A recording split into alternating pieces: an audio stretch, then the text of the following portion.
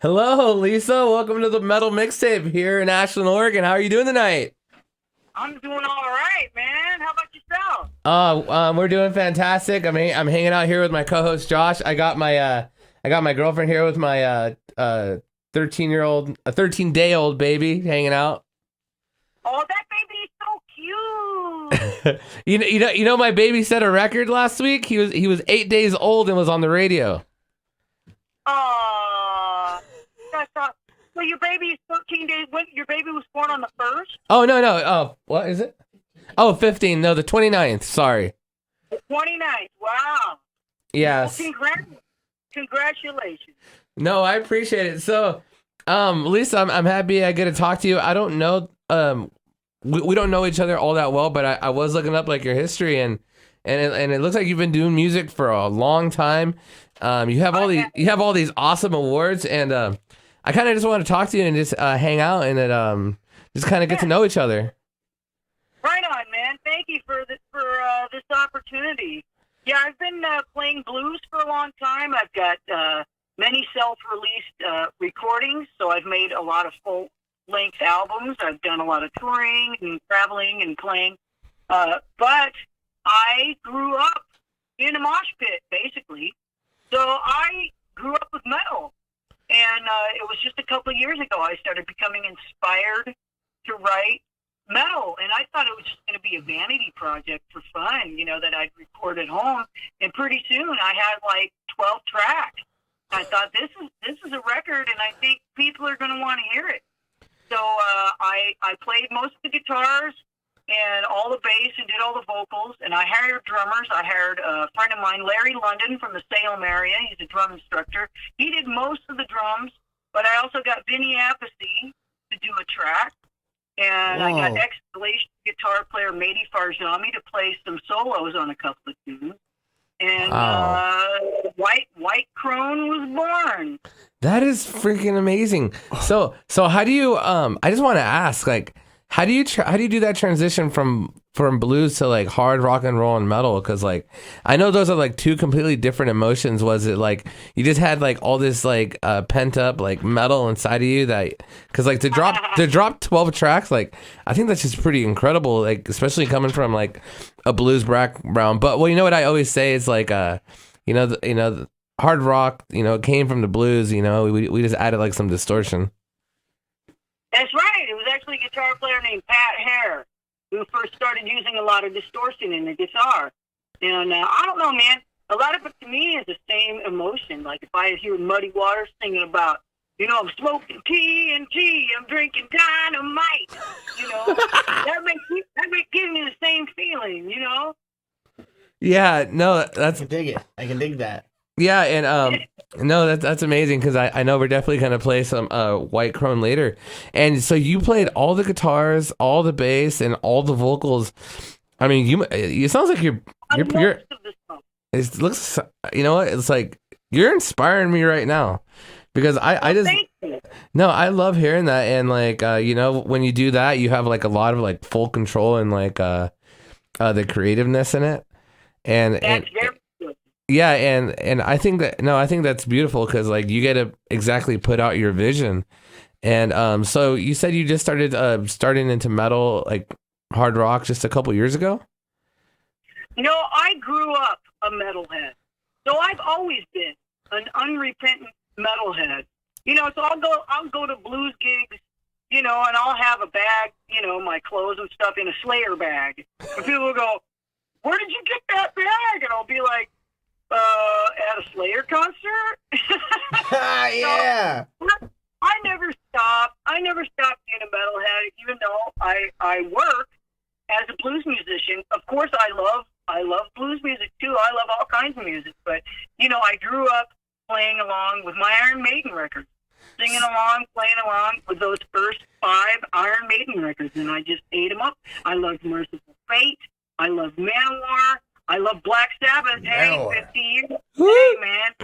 Hey. So that's what I came up with. Hey, Lisa. How I came up, it's always in my heart.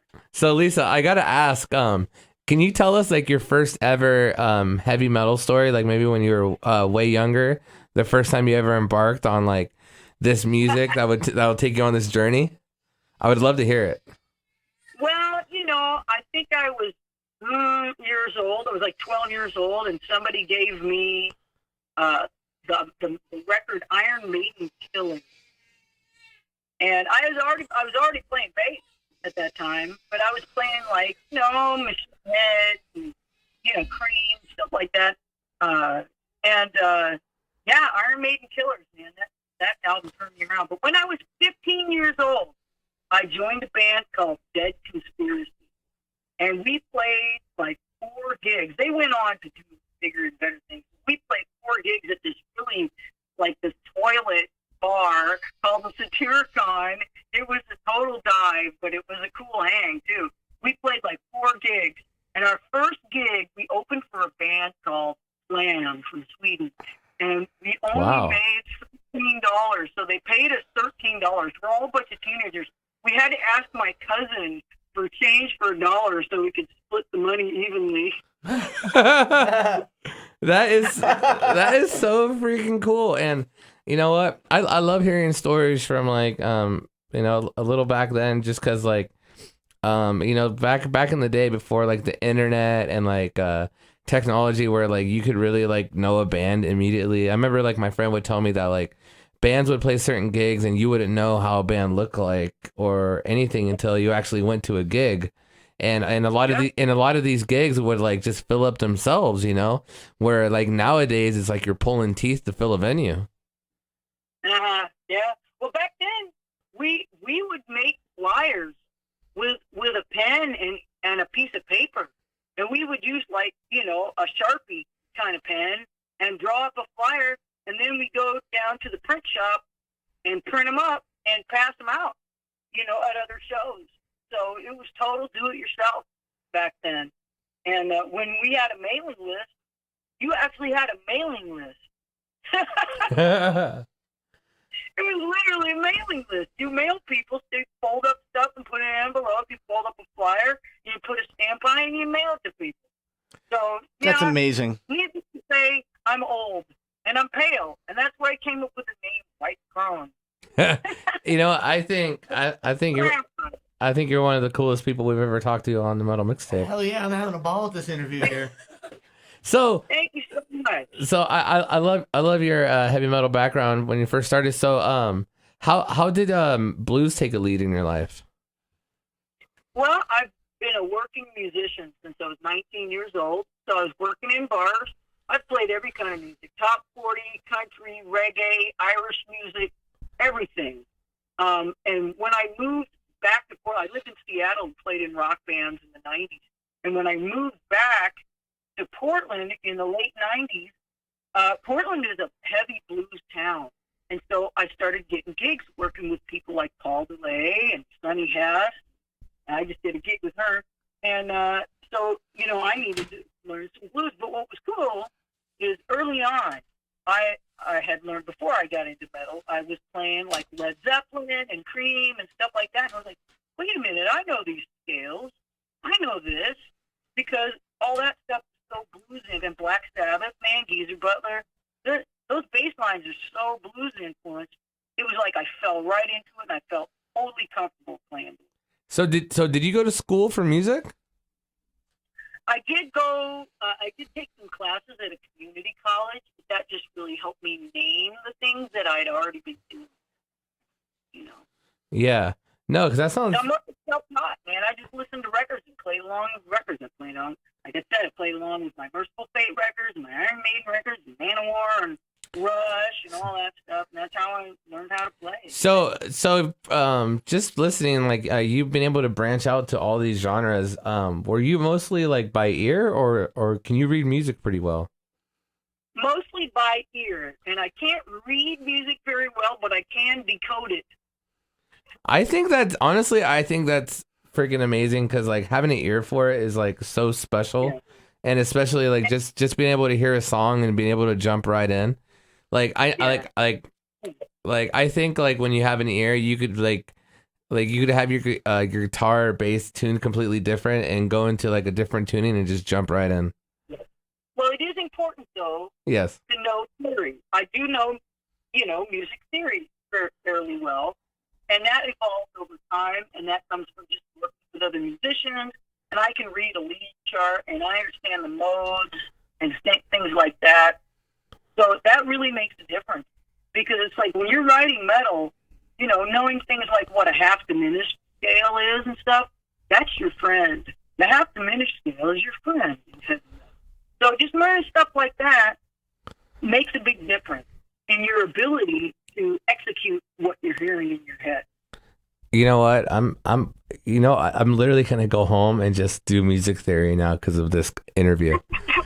I know. I was kind of thinking the same thing. You're all talking about like the important stuff of metal, and like I'm a lead guitar player in the metal band I play, and I'm just like, what'd she say? All right, I'm gonna go home and I gotta learn this. Learn the half Do diminished some scale. homework. Yeah, work on that half diminished scale, dude. Yeah, no, for sure. No, I think that's freaking awesome. So I kind of want to know about like these awards that you've won. Yeah. So tell me the stories about that, because you told me your upbringing in metal, your upbringing in blues.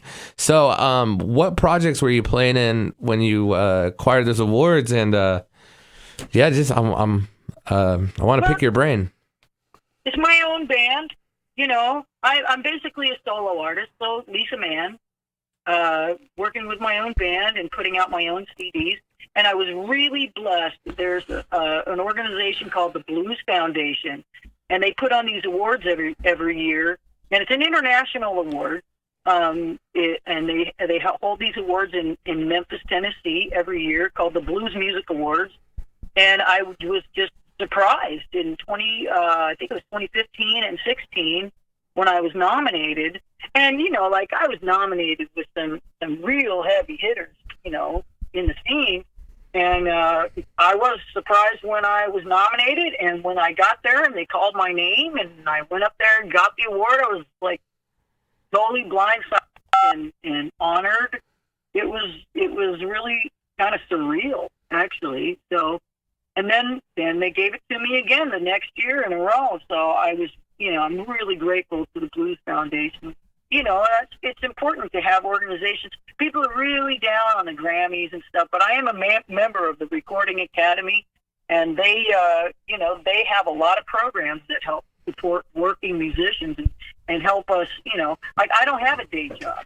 You know, it's because of these organizations that help me out and help me learn how to work as an independent artist and market my material, and much less record it. You know, I'm really grateful that these organizations are around to help us keep the food on the table, you know? Yeah, no, I think that's beautiful, and I think that's great that the organization is doing that. And man, that's got to be pretty amazing just to be able to play music for a living.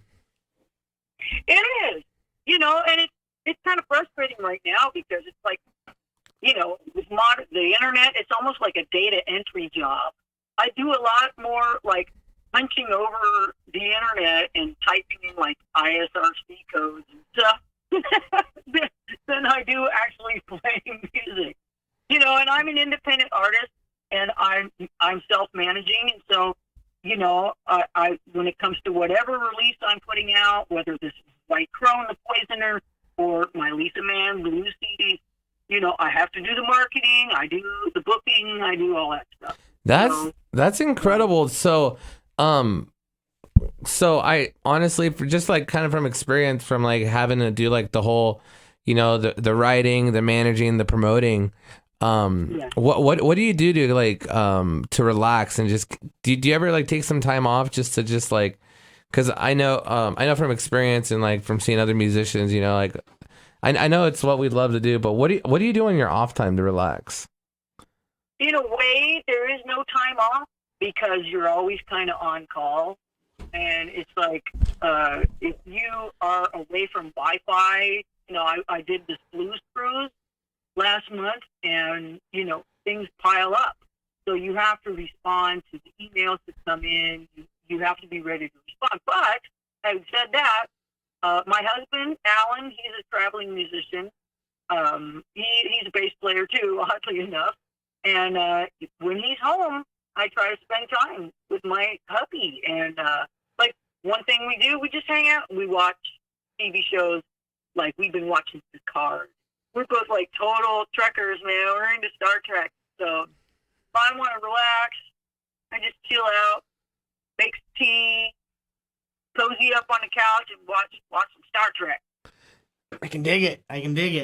Yeah, I think that's absolutely amazing, and I love your story. I love how you came up in metal and winning all these awards and blues. Like, you live a pretty eventful life. Yeah. And I'm just kind of putting one foot in front of the other, and I feel like I'm at the point in my career as a blues artist that I've learned a lot about pre-production and recording process, and I know how to make a CD. I work with this engineer named Kevin Hahn at a local studio, and he did a lot of my blues stuff. And a lot of the people that were involved, Jen Taylor, the graphic artist that were involved in making my blues CDs, are the people involved in making the White Crone as well. And Vinny Appice, who blew that, from Black Sabbath. Yep. And he actually played on a tune on one of my blues CDs. That's amazing. It was kind of like a slow prison kind of stomp of a blues rock tune. And I just heard it in my head, and I cold called it. So I have. I'll do it.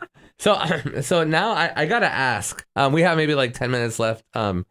So what was like a memorable gig that you had? Because it sounds like you've just played so many shows. You've hung out with so many awesome musicians. Is there a show that you've played that really stuck out, that really made an impact on your life? Yeesh, I don't know. I get to perform at the Waterfront Blues Festival, and so there was one year I played. I played with Northwest Women Rhythm and Blues, nice. And we opened Etta James.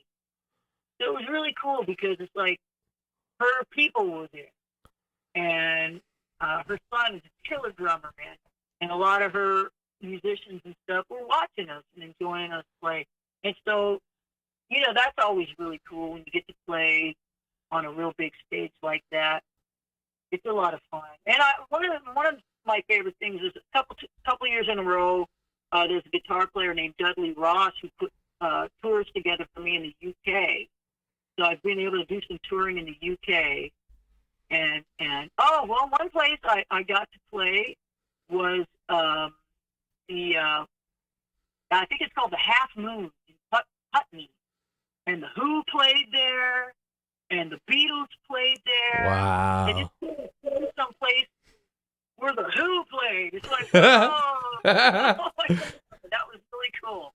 There's a bunch of them, I guess. That is so amazing.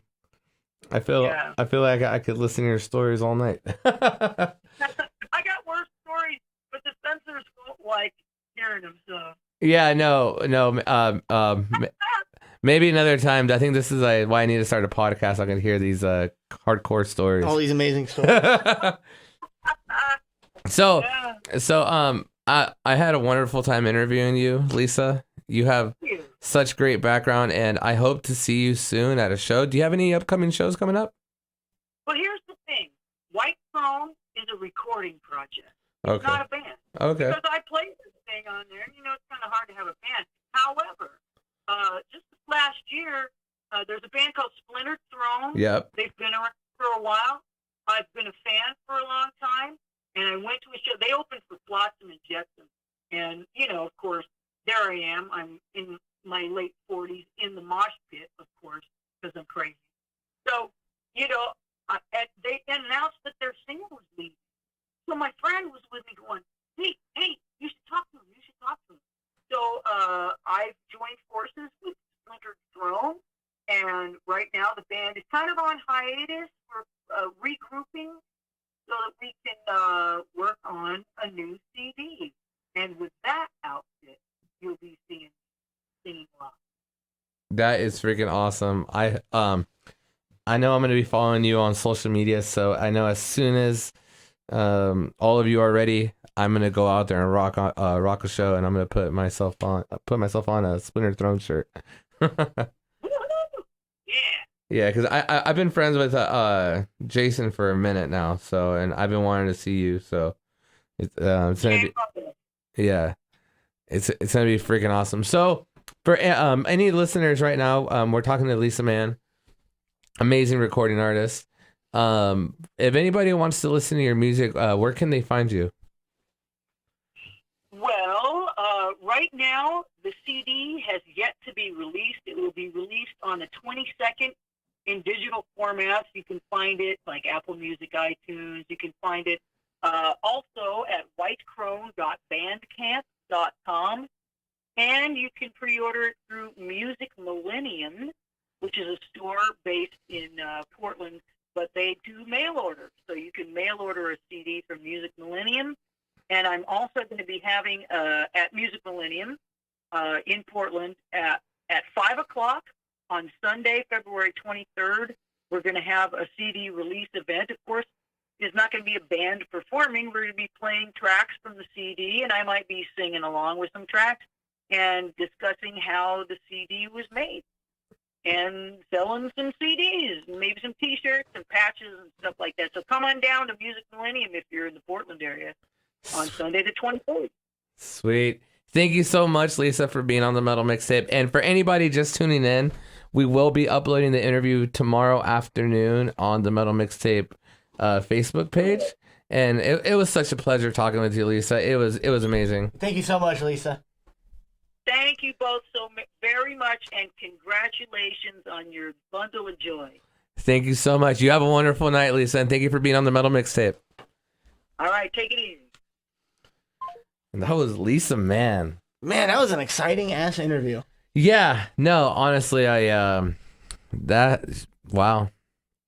You know, I learned a lot. I'm gonna go home and like think things over because I got to go home and do some theory. She's super smart. Blues award-winning artist, Lisa Mann. And you listen to her here on the Metal Mixtape. And like I said, if you're just tuning in, the interview will be uploaded tomorrow on the Metal Mixtape Facebook page.